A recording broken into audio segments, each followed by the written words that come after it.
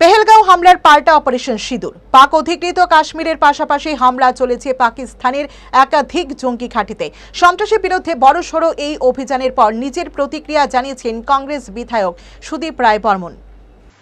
আমি প্রথমে আর্ম ফোর্সেসকে অনেক অনেক অভিনন্দন জানাবো, দেশবাসীকে অভিনন্দন জানাবো।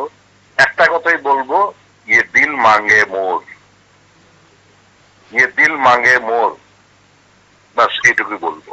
মানে সুদীপ বাবু, তাহলে ইয়ে দিল মাঙ্গে মোর আপনি যেটা বললেন, তাহলে আপনি আরো বড় কিছু চাইছেন, যে পাকিস্তানকে আরো মোক্ষম জবাব দেওয়া? অবশ্যই, অতি অবশ্যই। এর আগেও এরকম কিছু স্ট্রাইক করা হয়েছিল, কিন্তু আতঙ্কবাদ থেমে থাকেনি।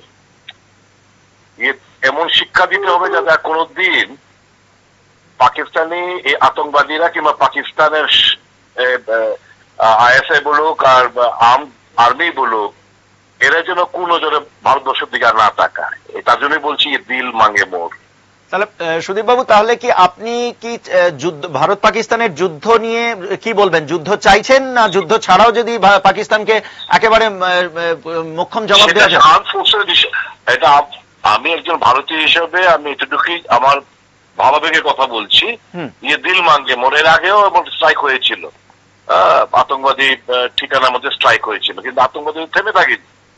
তার জন্য বলছি ইয়ে দিল মাঙ্গে মোর।